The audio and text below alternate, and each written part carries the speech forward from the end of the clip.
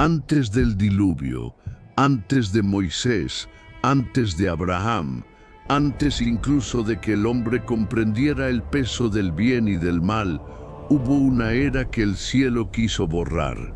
Una historia tan antigua y tan peligrosa que fue arrancada de los textos sagrados y sellada bajo el nombre de los Nefilim, seres mitad divinos, mitad humanos, héroes para unos, abominaciones para otros.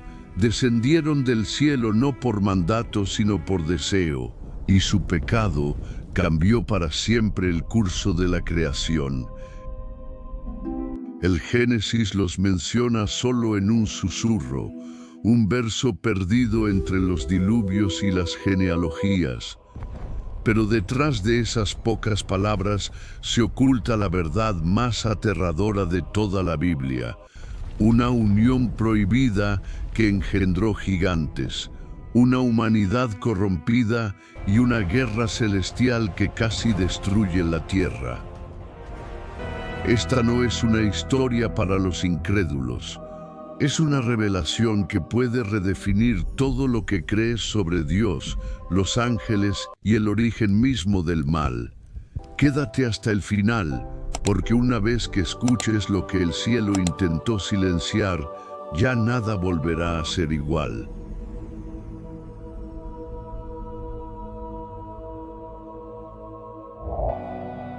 El pacto de los caídos. En los albores de la creación, la tierra era un tapiz de belleza virgen, una sinfonía de vida orquestada por la mano del Creador, y sobre ella, velando por la frágil y joven humanidad, estaban los vigilantes, los Grigori, ángeles de alto rango, hijos directos de la luz de Dios, cuya sagrada misión era observar, guiar y proteger a los hijos de Adán sin interferir directamente en su libre albedrío. Desde sus atalayas celestiales contemplaban el desarrollo de la humanidad con una curiosidad pura, una fascinación desprovista de malicia. Pero la pureza, cuando se expone a una belleza terrenal y prohibida, puede volverse frágil. Los vigilantes observaron a las generaciones de hombres multiplicarse y vieron a sus hijas. Las hijas de los hombres no eran seres celestiales, no poseían la luminiscencia de los ángeles, pero en su mortalidad, en la calidez de su piel, en la profundidad de sus ojos, en la melodía de sus risas, había una belleza de una naturaleza completamente diferente. Una belleza embriagadora, magnética, casi dolorosa en su perfección efímera. Lo que comenzó como una simple curiosidad, una observación distante desde los reinos etéreos, lentamente comenzó a transformarse. En el corazón de uno de los más grandes entre ellos, un arcángel de nombre Samjasa, una semilla fue plantada, una idea simple, pero corrosiva como el ácido, el deseo de poseer, de experimentar, de unirse a esa belleza mortal. Esa semilla, regada por la contemplación constante, germinó y se convirtió en una obsesión, y la obsesión en los corazones de seres inmortales que nunca habían conocido la negación, floreció en el árbol venenoso de la rebelión. El pensamiento de Samjasa se extendió como un fuego silencioso entre sus hermanos. 200 de los más poderosos vigilantes fueron consumidos por la misma llama. La curiosidad se había pervertido en lujuria, el deber se había torcido en deseo, y el deseo estaba a punto de convertirse en un desafío directo a la ley inmutable de Dios. Consciente de la monstruosidad del pecado que estaban a punto de cometer, Samjasa reunió a sus 200 conspiradores en la cumbre helada del monte Hermón, un lugar suspendido entre el cielo que abandonarían y la tierra que anhelaban. La nieve crujía bajo sus pies etéreos y el viento gélido que cortaba la roca no era nada comparado con el frío pavor que comenzaba a sentarse en sus almas inmortales. El tiempo mismo pareció contener la respiración, mientras el universo esperaba el juramento que mancharía la eternidad. La oscuridad ha llegado.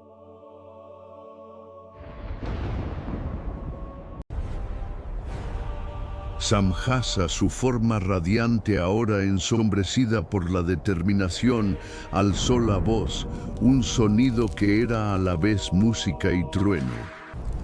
«He concebido este plan», proclamó, «pero temo que si lo llevo a cabo solo, seré el único que deba pagar el precio por este gran pecado, y mi culpa será eterna». Un silencio pesado como el plomo cayó sobre la cumbre.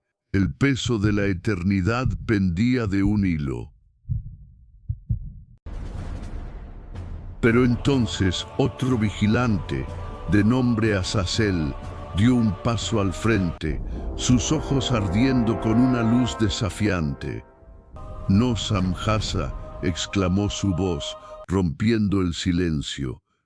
«No estarás solo, juraremos todos, nos ataremos con un pacto, un anatema mutuo, para no abandonar este propósito y llevarlo a cabo hasta el final. Lo que ha sido hecho en nuestros corazones no puede deshacerse, compartiremos el destino, sea cual sea».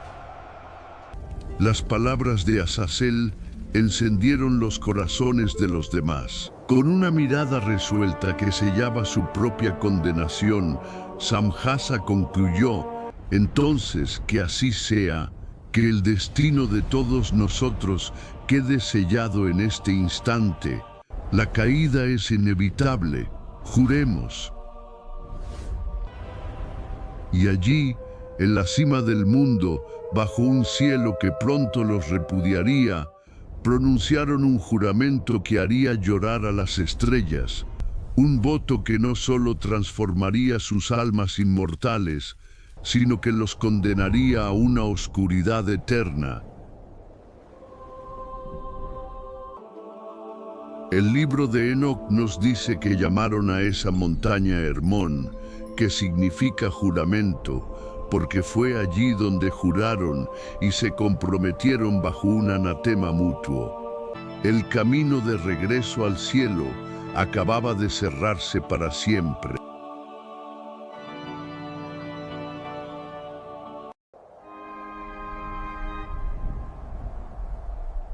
El nacimiento de los Nefilim. El pacto estaba sellado. 200 de los guardianes de la humanidad se habían convertido en sus primeros corruptores. Su descenso no fue una suave deriva en alas de luz, sino una caída brutal, una herida violenta en el tejido de la realidad. Cayeron como meteoros de fuego viviente, rasgando la atmósfera con un grito silencioso que hizo temblar la creación. Dejaron estelas de luz corrupta en el cielo nocturno, presagios de la oscuridad que traían consigo.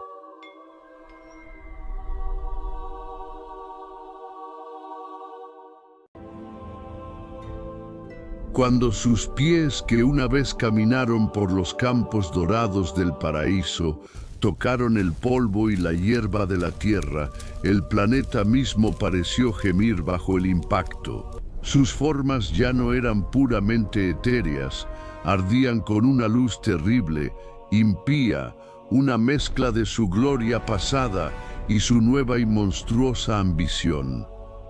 El universo silencioso pareció detenerse, horrorizado por un instante. Los mortales, pastores en los campos, mujeres junto al pozo, niños jugando en las aldeas, alzaron la vista y quedaron paralizados. No vieron demonios con cuernos y colas, sino seres de una belleza y una majestuosidad aterradoras, figuras colosales y brillantes, cuya sola presencia era abrumadora. Eran como dioses descendidos de las estrellas, y la humanidad, incapaz de comprender la magnitud de la transgresión que presenciaba, cayó de rodillas, mezclando el pavor con una extraña y retorcida adoración. Y entonces, con una voz que ahora resonaba con el poder oscuro de la tierra y no con la armonía del cielo, Samjasa habló, mirando a sus hermanos caídos y a los mortales que se acurrucaban a su alrededor. «Lo que ha sido hecho no puede deshacerse», retumbó su voz. «Somos los caídos, y a partir de este día, el mundo nunca volverá a ser el mismo. Seremos vuestros dioses ahora». Con el poder de su esencia ígnea y el conocimiento de los secretos de la creación, los ángeles caídos tomaron a las hijas de los hombres que habían codiciado. Se unieron a ellas en un acto que era la máxima blasfemia, la mezcla de lo sagrado y lo profano, de lo eterno y lo mortal, y de estas uniones prohibidas nacieron hijos. Pero no eran niños ordinarios, no eran simples mortales. Desde el momento en que abrieron los ojos, era evidente que eran algo diferente. Nacieron con un hambre ancestral en su mirada, una inteligencia antinatural y un poder que desafiaba y rompía las leyes de la naturaleza.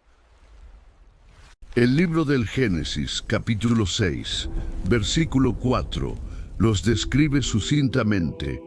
Había gigantes en la tierra en aquellos días, y también después que se llegaron los hijos de Dios a las hijas de los hombres, y les engendraron hijos. Estos fueron los valientes que desde la antigüedad fueron varones de renombre. Crecieron a un ritmo monstruoso. Lo que para un niño humano tomaba años, para ellos tomaba meses. Sus cuerpos se expandían, sus huesos se alargaban, alcanzando estaturas que empequeñecían a los hombres más altos. 3, 5, 10 metros. Relatos antiguos hablan de alturas que bloqueaban el sol. Eran los Nefilim, una palabra que en hebreo resuena con el significado de los caídos o los que hacen caer a otros. Eran los gigantes, la progenie de un pacto impío que había sellado no solo su propio destino, sino el destino de todo el mundo. El peso de la caída de sus padres ahora caminaba sobre la tierra, y sus pasos hacían temblar el suelo.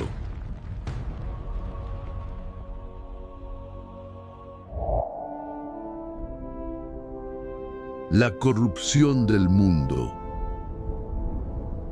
El mundo nunca volvería a ser el mismo. La presencia de los Nefilim era un terror vivo y palpable, una sombra de pesadilla que se extendía sobre cada tribu y cada aldea humana.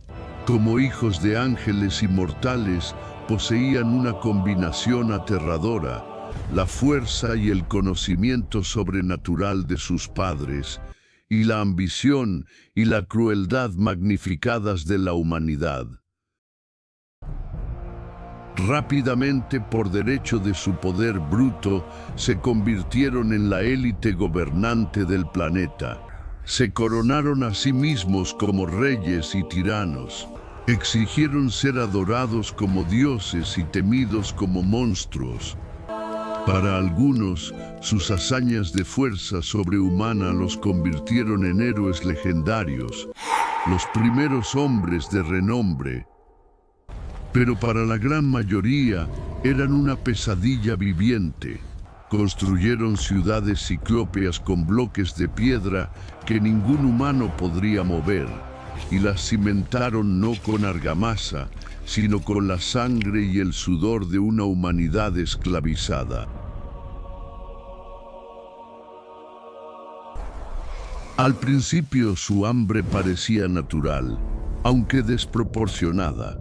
Devoraban rebaños enteros de ganado, vaciaban campos de grano en un solo día y consumían los frutos de la tierra sin piedad. Pero su apetito, nacido de una naturaleza híbrida y antinatural, creció sin control, volviéndose una vorágine insaciable. Pronto, nada de lo que la naturaleza podía ofrecer era suficiente para saciar el vacío devorador de sus estómagos. Fue entonces cuando sus ojos, fríos y calculadores, se volvieron hacia sus parientes más débiles, hacia la humanidad misma. La gran cacería comenzó. El libro de Enoc describe este horror con detalles escalofriantes. Y cuando los hombres ya no pudieron sustentarlos, los gigantes se volvieron contra ellos y devoraron a la humanidad. Y empezaron a pecar contra los pájaros, y las bestias, y los reptiles, y los peces, y a devorar la carne los unos de los otros, y a beber la sangre. Imaginen el terror. Un mundo donde los hombres ya no eran la cúspide de la cadena alimenticia, sino el ganado. Un mundo donde esconderse era la única esperanza de supervivencia. El mundo se retorció en una agonía sin fin. La tierra misma, empapada en sangre inocente y corrupción, comenzó a enfermar. Empezó a engendrar sus propios horrores. Criaturas deformes, abominaciones que nunca deberían haber existido. Híbridos imposibles, nacidos del encuentro antinatural de especies que el diseño divino había mantenido separadas. Cada grito de dolor, cada lágrima humana, parecía fertilizar el suelo con una podredumbre que se extendía como una plaga viral.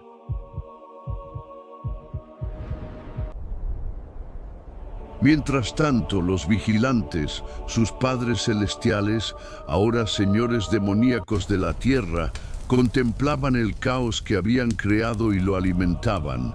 Como arquitectos de esta ruina, decidieron acelerar la corrupción compartiendo con la humanidad secretos prohibidos, conocimientos que debían haber permanecido sellados en los cielos.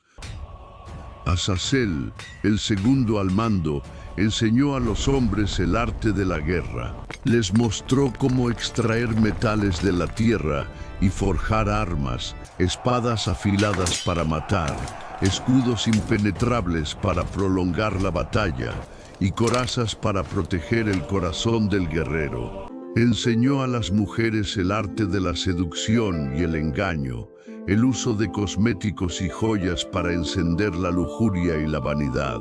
Otros ángeles caídos trajeron la astrología oscura, enseñando a los hombres a buscar su destino en las estrellas en lugar de en Dios. Revelaron la hechicería, los encantamientos y las pociones que podían doblegar la voluntad y distorsionar el alma. La humanidad, intoxicada con este poder y conocimiento prohibido, se zambulló de cabeza en el abismo de la corrupción.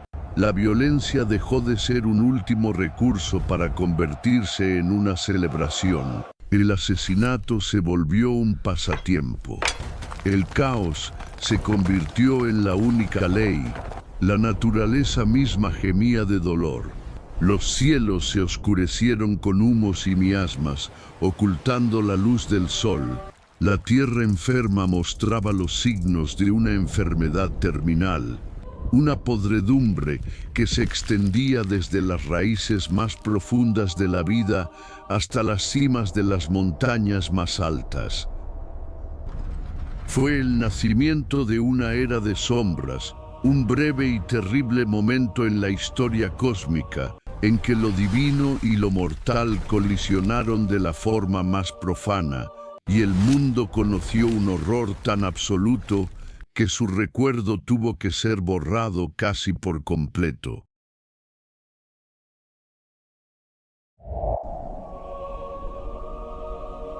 La profecía de Enoc. En el punto más profundo de la decadencia, cuando la última brasa de esperanza de la humanidad parecía a punto de extinguirse, arrastrada por un viento de desesperación, apareció una señal divina.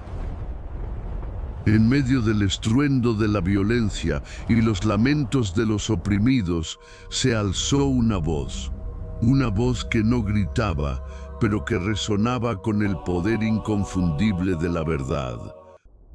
Dios, en su infinita sabiduría y justicia, no había abandonado por completo su creación. Envió a un hombre, pero no a un rey o a un guerrero. Envió a un hombre justo, alguien cuya alma no había sido manchada por la corrupción reinante. Un hombre que, según las Escrituras, caminó con Dios. Su nombre era Enoc, el séptimo descendiente desde Adán.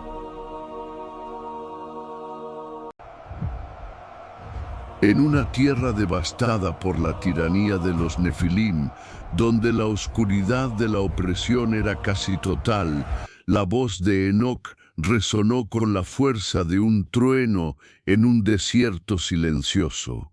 Él no temía a los gigantes que dominaban el mundo con puño de hierro. No temía a los ángeles caídos, sus amos, que con su conocimiento prohibido habían corrompido la creación. Enoc sabía que caminaba bajo la protección del Todopoderoso, y esa confianza era su única armadura y su única espada.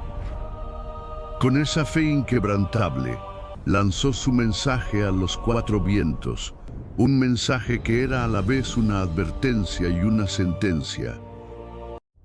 «Oh hijos del cielo», clamaba, su voz llegando a los oídos de ángeles y hombres por igual, «vosotros que abandonasteis vuestro hogar glorioso y eterno, vosotros que os habéis profanado con las hijas de los hombres, tomando esposas y actuando como los hijos de la tierra, vosotros que habéis engendrado una prole de gigantes, llenando la tierra de sangre y violencia, sabed esto, el Altísimo, el Santo y Grande, lo ve todo, y su juicio viene sobre vosotros». Las palabras de Enoc eran como una profecía escrita con letras de fuego. Resonaban en los valles, cruzaban los desiertos y ascendían a las cumbres de las montañas.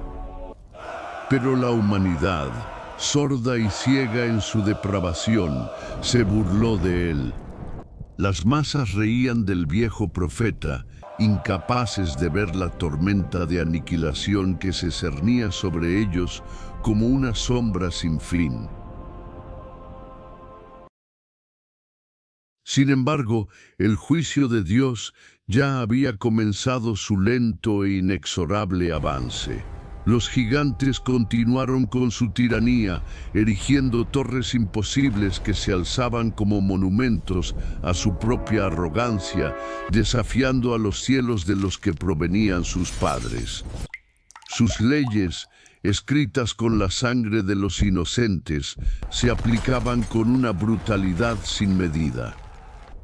Enoc, con el corazón roto por el dolor de un mundo en ruinas, caminaba entre las cenizas de las ciudades que los Nefilim habían destruido, y hablaba de las visiones que Dios le concedía, visiones que ardían en su mente como un sol negro, visiones de un futuro donde todo lo que había sido construido sobre la corrupción sería consumido.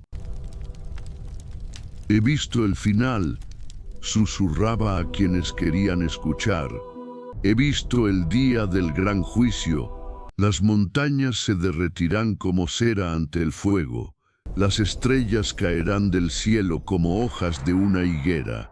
y los ejércitos del Señor de los Espíritus descenderán en carros de fuego para ejecutar la venganza. Cuando estas palabras, cargadas con el peso de la autoridad divina, llegaron finalmente a los oídos de los ángeles caídos, una emoción que no habían sentido desde su existencia eterna los invadió por completo: el miedo. Por primera vez desde que desafiaron a su Creador, estos seres de poder incalculable temblaron. Ellos, que habían caído por orgullo y lujuria, ahora se arrastraban ante el humilde profeta. Sus formas, antes radiantes, ahora estaban opacas y sombrías, sus rostros contraídos por un pavor existencial. Profeta de Dios, suplicaron, sus voces desprovistas de su antigua arrogancia. Intercede por nosotros. Lleva nuestra petición al Creador del que nos hemos apartado. No nos atrevemos a alzar nuestros ojos al cielo, pues nuestra vergüenza es demasiado grande. Suplica por su misericordia, pide que se nos conceda el perdón. Enoc, agobiado por la responsabilidad de ser el mensajero entre los rebeldes y el juez supremo, ascendió en espíritu y llevó sus peticiones ante el trono de la gloria. Pero el tiempo de la misericordia se había agotado. El juicio estaba decretado. La balanza de la justicia divina, después de siglos de paciencia, estaba a punto de inclinarse irrevocablemente contra ellos. Cuando Enoc regresó, su rostro era una máscara de tristeza y finalidad. Era la evidencia andante de que el destino de los rebeldes estaba sellado. Miró a los 200 ángeles caídos que esperaban en un estado de profunda y ansiosa desesperación, y pronunció la sentencia final. No habrá paz para vosotros, dijo Enoc, su voz tranquila pero firme como una montaña. Vuestra petición ha sido denegada, y en cuanto a vuestros hijos, los gigantes que tanto amáis, no serán perdonados, serán destruidos ante vuestros propios ojos. Lucharán entre ellos, se matarán unos a otros, y vosotros seréis forzados a presenciar la caída de todo lo que habéis creado.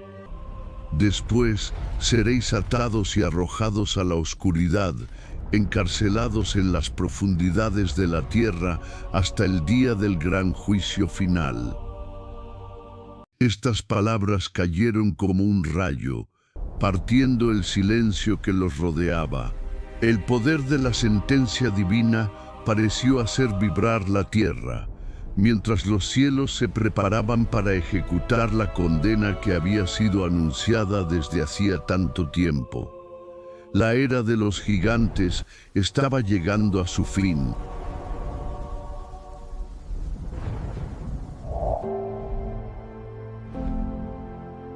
El arca y la promesa. En la vasta tierra donde los gigantes gobernaban, sus figuras colosales marchaban como dioses imbatibles, borrachos de poder y ciegos en su autoconfianza. Se creían intocables, la cima de la existencia, indiferentes al susurro de la muerte que se acercaba en el viento profético de Enoc. Sus corazones estaban tan endurecidos por la violencia y la destrucción que el concepto del destino les parecía una fábula irrelevante para débiles. Pero el tiempo, como una corriente implacable, no perdona. Y su fin estaba mucho más cerca de lo que jamás podrían haber imaginado. En el horizonte de la historia, un oscuro presagio comenzaba a tomar forma, no en el cielo, sino en el corazón de un hombre. Mientras el mundo se ahogaba en su propia decadencia, una nueva figura surgió de las sombras. No un rey, no un gigante, no un ángel, un simple hombre, con el alma curtida por el peso de las dificultades, sin fama ni poder, pero poseedor de algo infinitamente más valioso a los ojos de Dios, un corazón puro. Sus manos callosas eran el testimonio de una vida de trabajo duro y humildad. Su nombre era Noé. No era un héroe de apariencia imponente, pero su alma resonaba como un faro de luz solitaria en medio de una oscuridad casi total. Sus ojos, a diferencia de los de sus contemporáneos, aún brillaban con esperanza y se alzaban a los cielos en busca de guía, incluso cuando la tierra era consumida por el mal.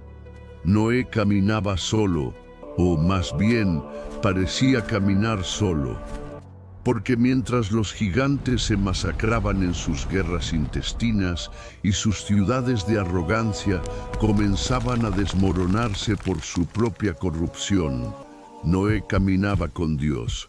Él era la última llama de justicia en una generación perdida. El Génesis capítulo 6, versículo 9, lo dice claramente: Noé, varón justo, era perfecto en sus generaciones. Con Dios caminó Noé. Una noche, mientras el viento parecía llevar los lamentos del mundo, algo increíble sucedió. Una luz radiante descendió del cielo y envolvió a Noé. No era el fuego consumidor de la ira, sino una luz que calentaba sin quemar. Una presencia que llenaba el alma de un temor reverencial, pero también de una calma sobrenatural. El aire se volvió denso, cargado con un poder que no admitía desafío, y de esa luz la voz del Creador habló directamente a su corazón. «He decidido el fin de todo ser», resonó la voz, no en sus oídos, sino en lo más profundo de su espíritu, porque la tierra está llena de violencia a causa de ellos, y he aquí que yo los destruiré con la tierra. Hazte un arca de madera de gofer, harás aposentos en el arca, y la calafatearás con brea por dentro y por fuera. Noé, lleno de un temor santo, no cuestionó. No había lugar para la duda en su alma. La visión, el mandato, eran tan claros como el sol del mediodía. Con manos firmes y un corazón resuelto, comenzó la tarea más monumental de la historia. El sonido de su martillo, golpeando la madera, se convirtió en la única música de esperanza en un mundo disonante. Era un ritmo solitario, pero cada golpe estaba cargado de un profundo significado. Cada clavo que hundía, cada viga que ensamblaba, era una declaración de fe, una respuesta al caos que se arremolinaba a su alrededor. La gente, al ver crecer día tras día la extraña y gigantesca estructura en tierra seca, lejos de cualquier mar, se reunía para burlarse. «Miren al viejo loco», gritaban, «construye un barco en el desierto. ¿Acaso el sol le ha tostado el cerebro? ¿Dónde está esa gran inundación de la que tanto habla?» Pero Noé no respondía con palabras. Su respuesta estaba en la madera que cortaba, en la brea que untaba, en el arca que se alzaba, imponente y silenciosa, como un monumento a una fe inquebrantable. Sabía que estaba cumpliendo una misión que lo trascendía, una obra de salvación ordenada por el Creador mismo.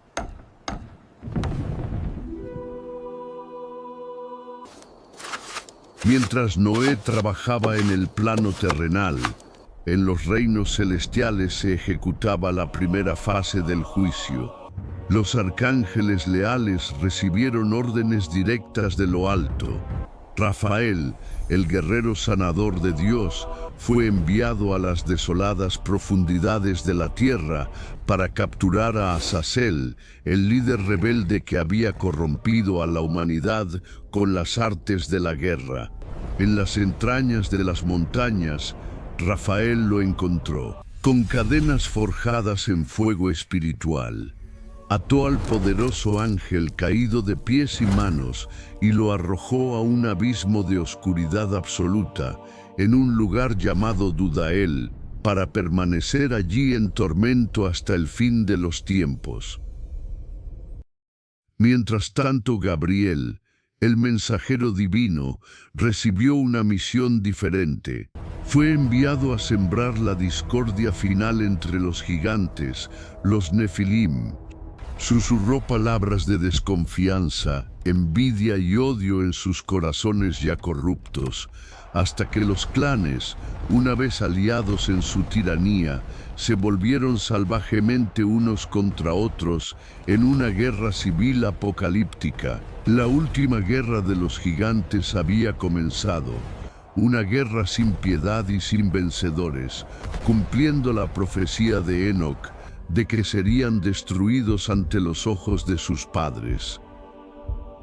Noé, ajeno a estas batallas cósmicas, continuaba su labor con diligencia. Sabía que el arca era mucho más que una simple construcción. Era una promesa silenciosa de supervivencia, una promesa de que, a pesar del caos y la oscuridad que lo rodeaban, todavía había una oportunidad para salvar un remanente de pureza, de vida y de esperanza. Y así, mientras el mundo a su alrededor se desmoronaba en una orgía de autodestrucción, Noé siguió martillando, un golpe a la vez, como el sonido del último latido de un corazón justo en un mundo perdido.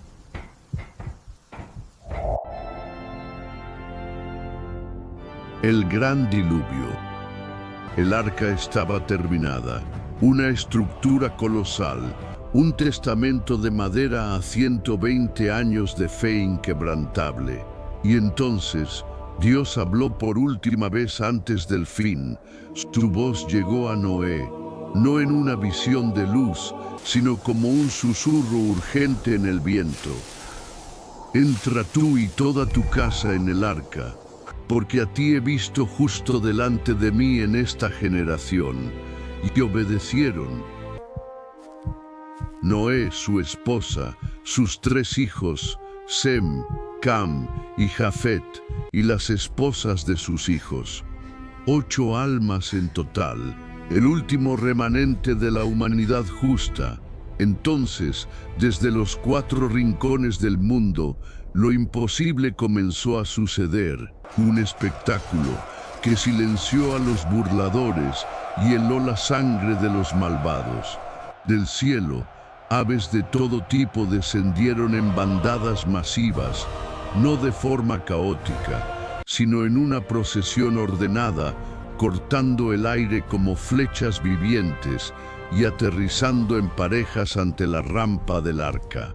De los campos y los bosques, manadas enteras de animales se movían como un río de carne y hueso, guiadas por una orden inaudible, una compulsión divina. Desde los desiertos ardientes, los reptiles se deslizaron por el polvo, obedeciendo una llamada que solo ellos podían oír.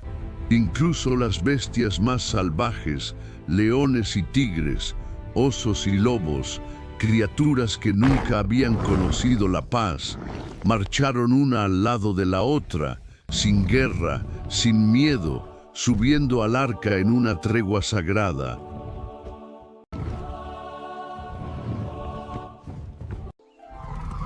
Durante 7 días, esta procesión milagrosa continuó. Al 7º día, cuando el último par de criaturas había entrado, Noé y su familia subieron a bordo, y entonces algo sobrenatural ocurrió. La gigantesca puerta del arca, una estructura tan pesada que un ejército de hombres no podría haberla movido, comenzó a cerrarse. No por una mano humana, sino por una fuerza invisible. Fue cerrada por Dios mismo, y dentro del arca hubo silencio. Afuera, un silencio terrible y expectante se apoderó del mundo. Entonces, los cielos cambiaron. Las nubes, que habían sido cúmulos blancos y esponjosos, comenzaron a agruparse y a oscurecerse, creciendo como murallas negras y turbulentas que se elevaban unas sobre otras hasta ocultar por completo la luz. El sol fue borrado del cielo. El día se convirtió en una noche antinatural. Los relámpagos comenzaron a partir los cielos, no como destellos fugaces, sino como espadas llameantes que rasgaban el firmamento de horizonte a horizonte. Cada destello iluminaba una escena de pánico creciente. Un sonido profundo, casi un gemido, comenzó a emanar de las profundidades del mundo. La tierra estaba llorando, y entonces llegó el estruendo, un sonido ensordecedor, como 1000 tormentas desatadas a la vez. El Génesis capítulo 7, versículos 11 y 12, lo describe con una precisión aterradora.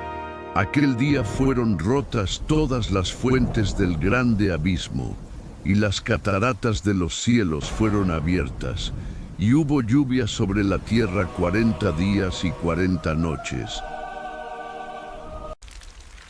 No era una simple lluvia. Desde abajo, el vientre de la tierra se abrió, vomitando ríos de furia, geyseres de agua subterránea que brotaban con la fuerza de volcanes. Desde arriba no caían gotas, sino cortinas interminables de agua, muros líquidos tan pesados y sólidos como un velo de muerte que se extendía sobre todas las cosas. El mundo, finalmente comprendiendo la verdad de las advertencias de Noé, fue presa de un terror absoluto. Corrieron desesperados. Los hombres que se habían reído ahora gritaban pidiendo salvación, golpeando las paredes selladas del arca. Los Nefilim, los altivos gigantes, hijos de la corrupción, usaron su fuerza para escalar las montañas más altas, confiados en que su estatura y su poder los salvarían de la creciente marea. Uno de ellos, quizás el más poderoso, un rey entre los gigantes cuyo nombre podría haberse perdido como Gilgamesh, se irguió en el pico más alto, con el agua lamiendo sus tobillos, y alzó su voz contra el trueno en un último acto de desafío. Un rugido de furia, un reto al Creador. Pero el cielo no le respondió con palabras. Respondió con el estruendo de un rayo que partió la roca a sus pies y con las aguas que subían, implacables, centímetro a centímetro, aplastando todo a su paso. Las montañas, una vez símbolos de seguridad y firmeza, se convirtieron en islas fugaces que se encogían a cada momento. Y luego, incluso ellas desaparecieron bajo el avance imparable del diluvio. Un vórtice colosal se formó y se tragó a los gigantes enteros. Sus rugidos, una mezcla final de desesperación y desafío, se perdieron en la espuma hirviente. Sus voces, unidas a las de los hombres, formaron un único y espeluznante grito, una sinfonía de terror que pronto fue ahogada y silenciada por la marea creciente. Durante 40 días y 40 noches, el mundo fue deshecho. Los bosques fueron arrancados de raíz, Los templos de dioses falsos y los palacios de los reyes tiranos fueron barridos como si fueran castillos de arena. Ninguna carne sobrevivió, ninguna voz humana permaneció. La creación estaba siendo purificada por las lágrimas del juicio divino. Y cuando el estruendo finalmente cesó, solo quedó el sonido monótono de las aguas cubriéndolo todo, desde el valle más profundo hasta la cima de la montaña más alta. Y allí, en medio de un océano infinito y sin horizonte, un único barco de madera flotaba, pequeño, solitario, un punto insignificante en la inmensidad acuática, pero que albergaba en su interior la promesa frágil de una nueva vida.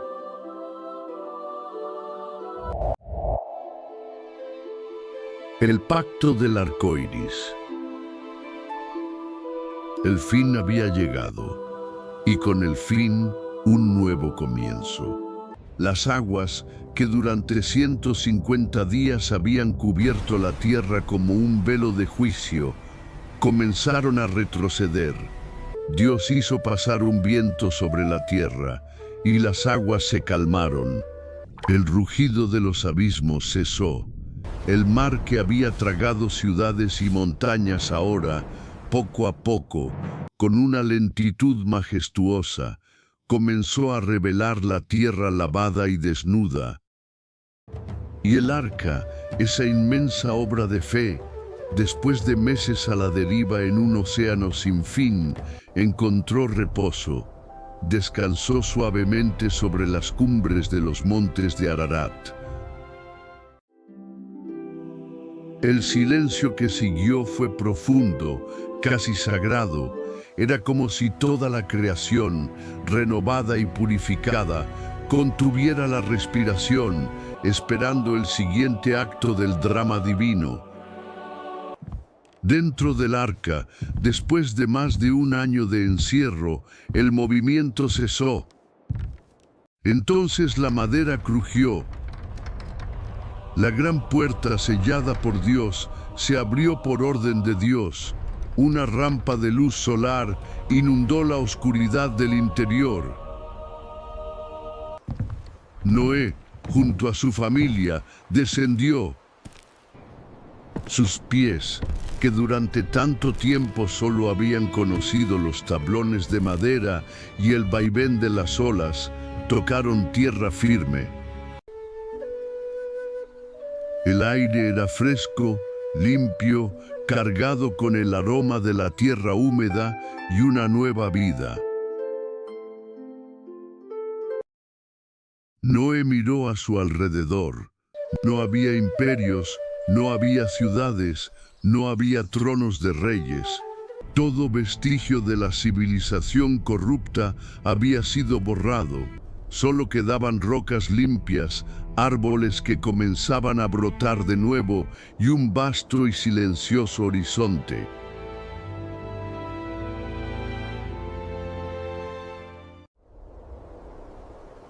Y allí, en medio de esa solemne desolación, en su profunda humildad, Noé erigió algo grandioso.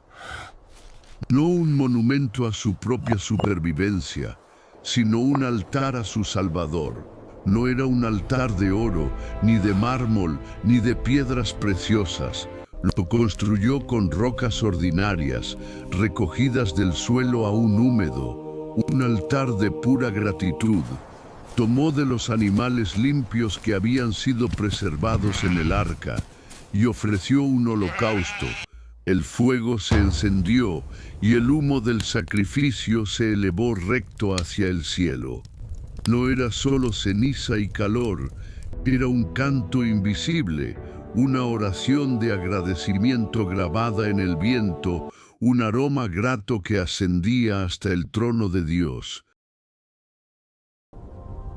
Y en respuesta, los cielos se abrieron, no con lluvia, sino con color.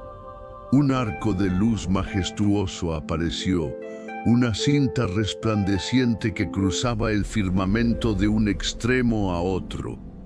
Era un arco iris, Pero no era solo un fenómeno óptico de luz descompuesta por la humedad.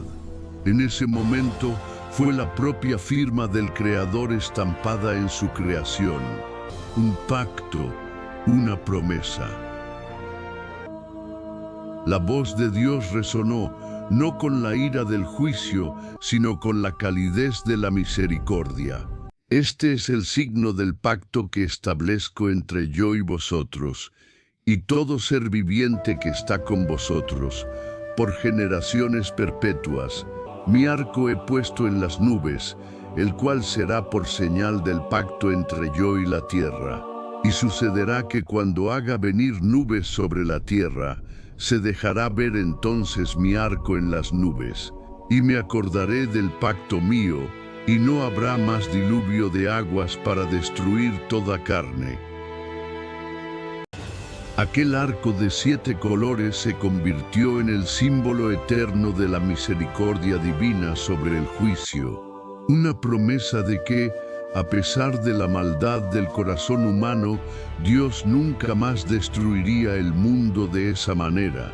Era el pacto de la gracia, el primer amanecer de un mundo redimido.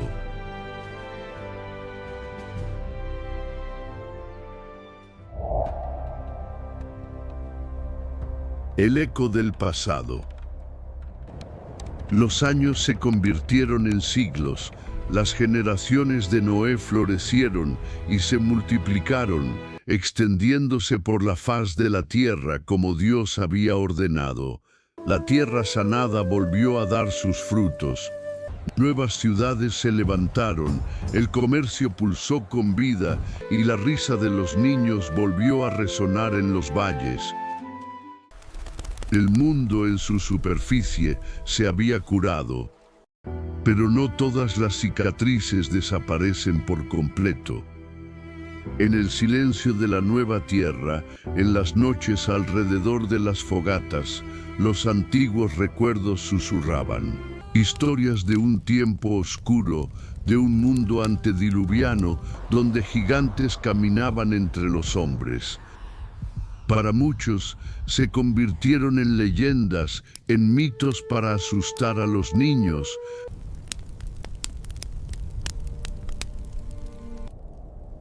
Pero no eran solo leyendas. El diluvio había purificado la tierra, pero la semilla de la rebelión y la corrupción seguía latente en el corazón humano. Y de alguna manera, el eco físico de los Nefilim pareció regresar. ¿Fue a través de una nueva incursión de ángeles caídos o a través de la línea genética de Cam, el hijo de Noé? Las escrituras no lo aclaran del todo, dejando un velo de misterio. Pero lo que sí es seguro es que los gigantes volvieron. En la tierra de Canaán surgieron tribus de hombres de estatura inmensa y fuerza formidable. Los anaseos, descendientes de Anac. Los refaitas, cuyo nombre significa espíritus o sombras. Los semitas, que infundían terror en sus vecinos, eran guerreros temibles, cuyo grito de guerra helaba la sangre de los ejércitos más valientes. Sus espadas eran como troncos de árboles, sus escudos eran murallas móviles, y sus pasos resonaban como truenos lejanos. El eco de los Nefilim había regresado para poner a prueba la fe de la nueva humanidad. Cuando el siervo del Altísimo, Moisés, después de sacar a Israel de la esclavitud en Egipto, los condujo a las fronteras de la tierra prometida. Envió a 12 espías, uno de cada tribu, a reconocer el territorio. Durante 40 días recorrieron la tierra. Vieron sus valles fértiles, sus ciudades fuertemente fortificadas con murallas que llegaban al cielo, y sus viñedos tan vastos que un solo racimo de uvas tenía que ser transportado entre 2 hombres en un palo. Pero también vieron a los gigantes, Y cuando los 12 espías regresaron, 10 de ellos hablaron con voces temblorosas, sus rostros pálidos de miedo. El libro de Números, capítulo 13, versículos 32 y 33, recoge su informe aterrador. La tierra por donde pasamos para reconocerla es tierra que traga a sus moradores, y todo el pueblo que vimos en medio de ella son hombres de grande estatura. También vimos allí gigantes, hijos de Anac, raza de los gigantes, y éramos nosotros, a nuestro parecer, como langostas, y así les parecíamos a ellos. El terror se apoderó del campamento de Israel. El pueblo lloró toda la noche, murmurando contra Moisés y contra Dios. ¿Por qué nos ha traído el Señor a esta tierra para caer a espadas? Se lamentaban. Su fe, forjada en los milagros del Éxodo, vaciló y se rompió ante la sombra de los gigantes. Pero 2 hombres se negaron a doblegarse ante el miedo. Josué y Caleb rasgaron sus vestiduras en señal de angustia por la incredulidad del pueblo y alzaron sus voces contra la multitud aterrorizada. La tierra que pasamos para reconocerla es tierra en gran manera buena, proclamó Caleb. No seáis rebeldes contra el Señor, ni temáis al pueblo de esta tierra, porque nosotros los comeremos como pan. Su amparo se ha apartado de ellos, y con nosotros está el Señor, no los temáis. Palabras de fe contra un océano de miedo. Pero el pueblo, en su pánico, quiso apedrearlos. A causa de esta falta de fe, Dios sentenció a esa generación a vagar 40 años por el desierto, hasta que todos los que dudaron hubieran muerto. Solo Josué y Caleb entrarían en la tierra prometida, y así fue. 40 años después, bajo el mando de Josué, una nueva generación de israelitas, nacida en la libertad del desierto, marchó para reclamar la promesa. Las trompetas resonaron en los valles. El polvo del camino se levantó bajo los pies de miles de guerreros. No marchaban por la gloria terrenal, ni por la corona de un rey. Marchaban por la promesa de Dios. Las ciudades de los gigantes se alzaban como desafíos de piedra contra el cielo. Jericó, Hebrón, fortalezas colosales, pero ninguna muralla era más alta que el brazo del Dios viviente. Los gigantes rugieron, sus lanzas eran como torres, sus gritos como truenos, pero ante el Señor de los ejércitos, su fuerza no era más que polvo. Uno por uno, ciudad por ciudad, los descendientes de los gigantes cayeron. El terror de los hombres fue conquistado por el poder de la promesa.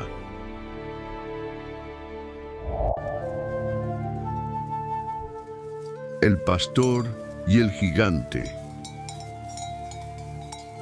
La sombra de los gigantes se desvanecía, pero no había desaparecido por completo.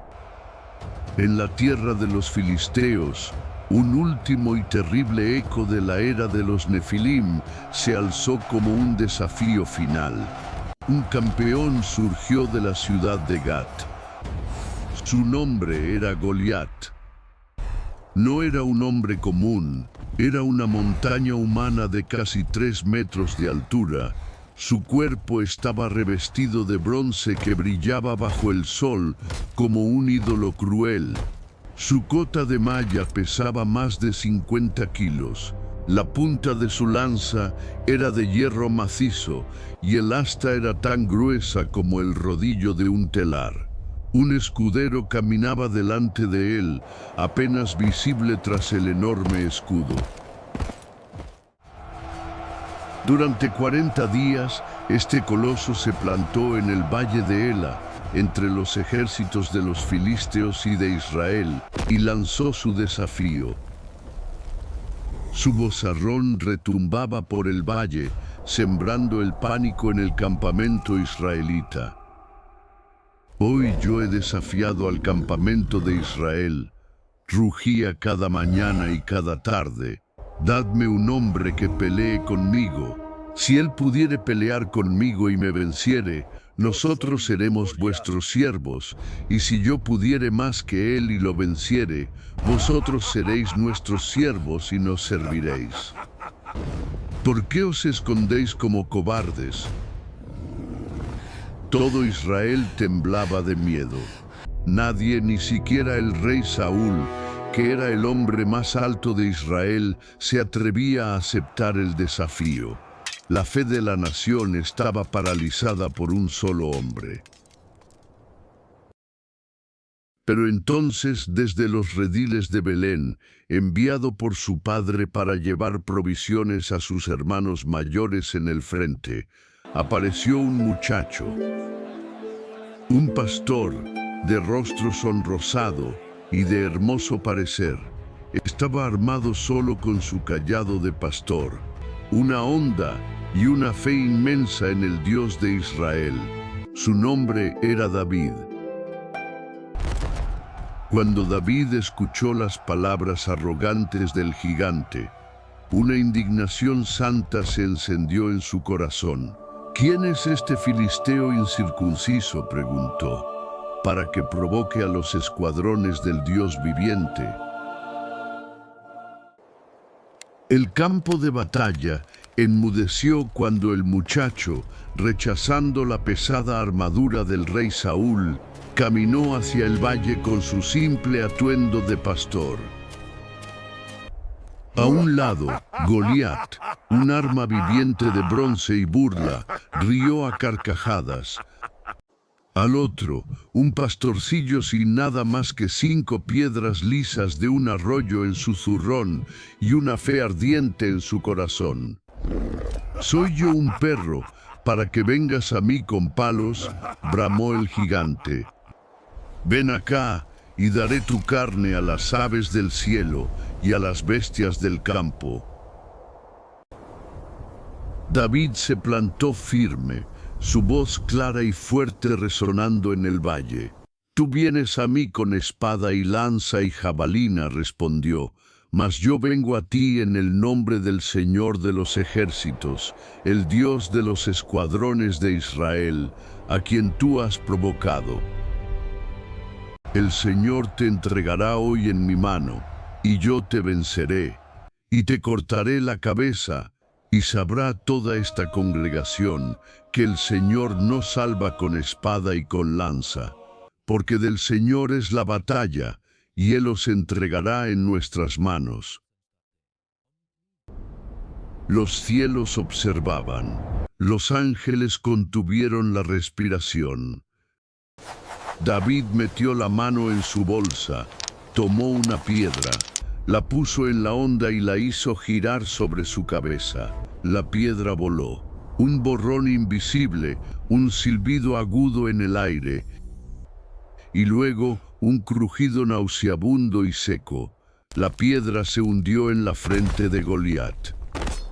El gran gigante, el campeón invencible, el último gran eco de los Nefilim, se tambaleó por un instante, sus ojos llenos de incredulidad, y luego se desplomó de bruces sobre la tierra con un estruendo que sacudió el valle. El antiguo miedo que había perseguido a la humanidad durante incontables eras, la sombra de los gigantes, fue destrozado en un instante por un muchacho y una sola piedra. David corrió hacia adelante y sin espada propia, tomó la enorme espada del gigante caído, la desenvainó y le cortó la cabeza. Cuando el ejército filisteo vio a su campeón muerto, un pánico ciego se apoderó de ellos. Rompieron filas y huyeron aterrorizados, perseguidos por un ejército israelita que de repente había recuperado su valor. La pesadilla había terminado.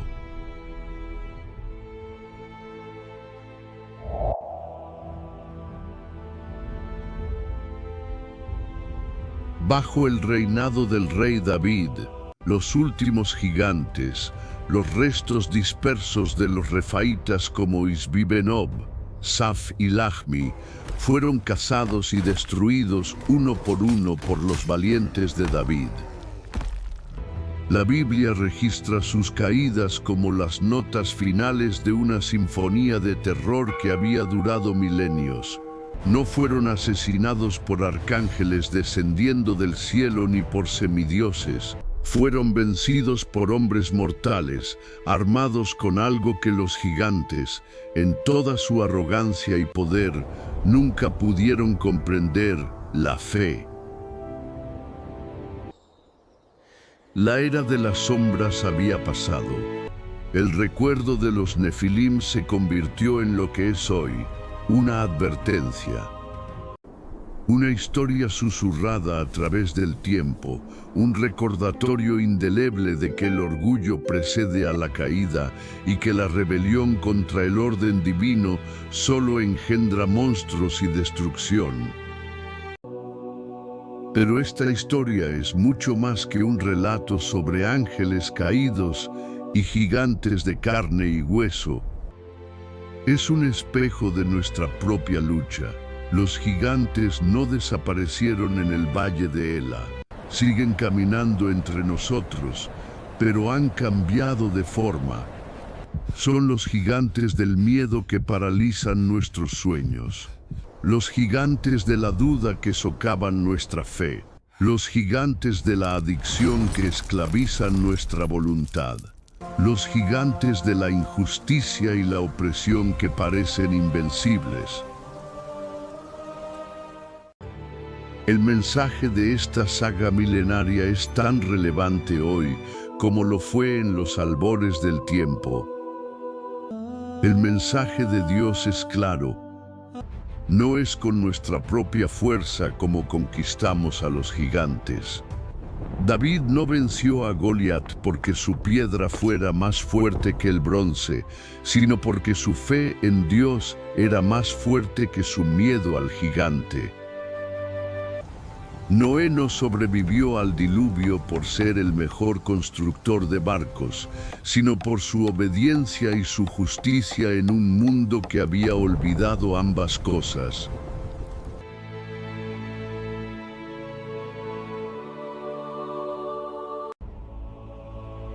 La historia de los Nefilim nos enseña que incluso la oscuridad más aterradora, incluso el desafío más colosal, puede ser superado. Nos recuerda que en cada uno de nosotros reside la capacidad de elegir, al igual que los vigilantes eligieron. Podemos elegir la rebelión y el orgullo, o podemos elegir la fe y la humildad. El legado de David no es una lección sobre tácticas de batalla, sino sobre la perspectiva.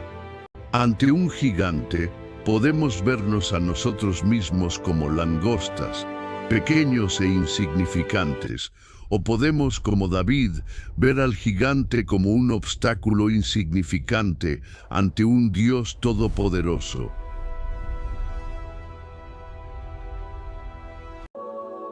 Esta historia es solo uno de los innumerables y profundos misterios ocultos en las Sagradas Escrituras, cada uno con una lección para nuestras vidas.